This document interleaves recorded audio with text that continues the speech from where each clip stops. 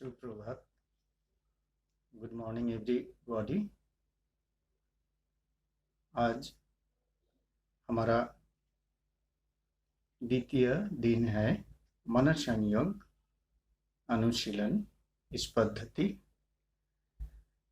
सीखने का और अभ्यास करने का।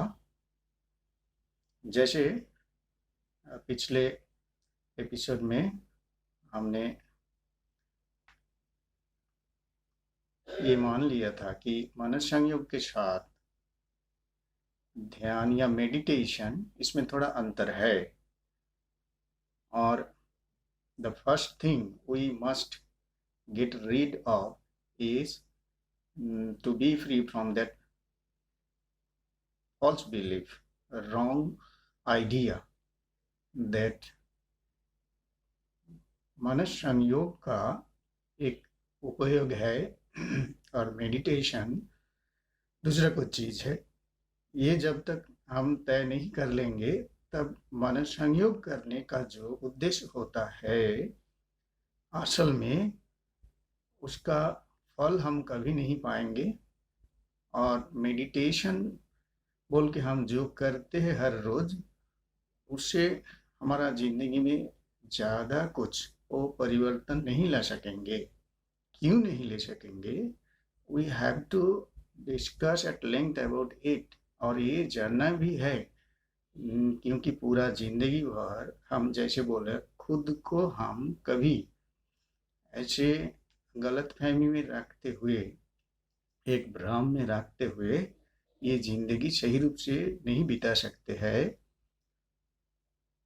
तो इसलिए हमें ठीक से इसके बारे में पता करना चाहिए। मन संयोग, इस बात में, इस जो विषय है इसके बारे में हमने जब काल भी बोला था कि स्वामी विवेकानंद को सबसे बेहतर आधुनिक युगों का प्रवक्ताओं से सबसे बेहतर इसमें माना जाता है।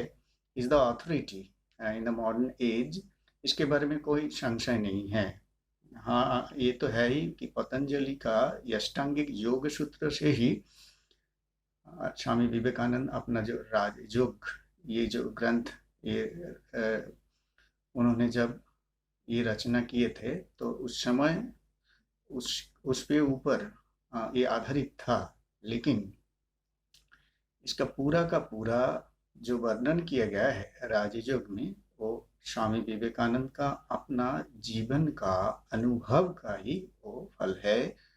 तो इसलिए ये राजयोग, पतंजलि का राजयोग, अष्टांगिक योग सूत्र में जो कुछ है, स्वामी विवेकानंद का जो राजयोग उससे और बढ़कर, you can say it is the latest edition.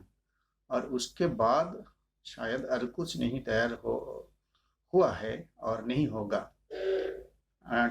लेकिन हमारा गाइड के लिए हम जरूर अखिल भारत विवेकानंद युवा महामंडल द्वारा प्रकाशित मन संयोग, ये छोटा एक बुकलेट है, ये जरूर हम इसका हम यूज कर सकते हैं। क्योंकि after Swami Vivekananda Rajayoga in the world, I am saying in the world, ये जो अखिल भारत विवेकानंद युवा महामंडल द्वारा प्रकाशित श्री नवनी हरण मुखोपाध्याय रचित जो मन संयोग किताब है, पूरा दुनिया में इसका कोई जोड़ी नहीं है नेक्स्ट टू राजयोग।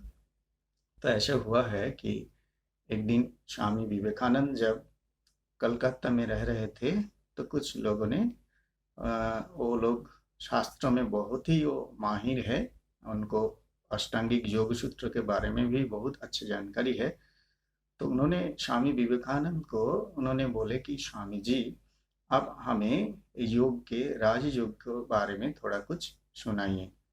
तो स्वामी विवेकानंद अपना जो ध्यान मुद्रा में वो बैठे हुए वो राजयोग उन लोगों को उसका एक्सप्लेनेशन और उसके ऊपर उन्होंने चर्चा कर रहे थे। ऐसा हुआ कि हर लोग जो वहाँ उपस्थित थे, स्वामी जी का पूरा जो भाषण था राजयोग के ऊपर, वो सुन रहे थे ऐसे कि उन लोगों को और कुछ नहीं याद उस समय नहीं रहा, और उनको कोई जानकारी भी नहीं मिला वो कहाँ है। और देखते देखते कहाँ से 4 घंटा ऐसे बीत गया। एक विषय हो राजयोग के बारे में इस चर्चा में किसी को पता नहीं चला।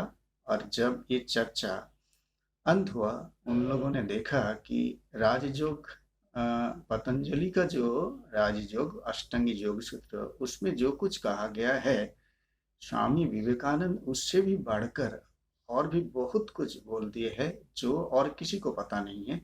इसका मतलब होता है कि ये उनका पर्सनल एक्सपीरियंस, अपना ही अनुभव से उन्होंने कहा है।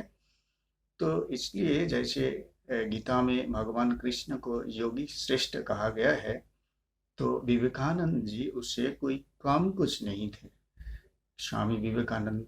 इसलिए हमारे लिए स्वामी विवेकानंद एक स्टैंडर्ड जैसा है, जिसको मान के हम चलेंगे तो हम कभी भी भ्रष्ट नहीं हो सकते हैं, कभी भी भ्रमित नहीं हो सकते हैं।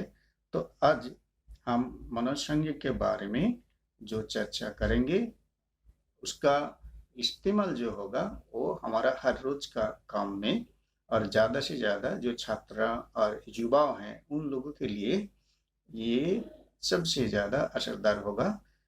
तो आज हम हमारा इस चर्चा को अंत करेंगे स्वामी विवेकानंद का कहा गया एक वाणी से।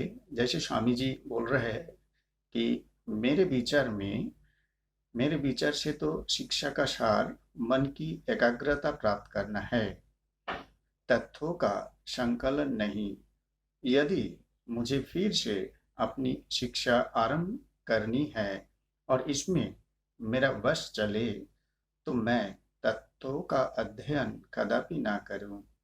मैं मन की एकाग्रता और अनासक्ति का समर्थ बढ़ाता और उपकरण के पूर्णतया तैयार होने पर उससे इच्छानुसार तत्वों का संकलन करता। तो जैसा बताया गया है, इसे हम ध्यान में रख के हमारा दूसरा दिन का जो चर्चा वो फिर शुरू करेंगे। कल जैसे हमने पिछले दिन हमने किया था कि कोई भी एक अच्छा कोई मूर्ति, देवी या देवता, उसको हमारा सामने रख के हम हमारा आंख बंद करके केवल एवं केवल उसी के बारे में ही हम सोचेंगे। और जब हम बैठेंगे, जैसे धीरे धीरे धीरे धीरे सांस लेते हुए हमारा सीना भर लेंगे और धीरे धीरे धीरे उसे निकालेंगे।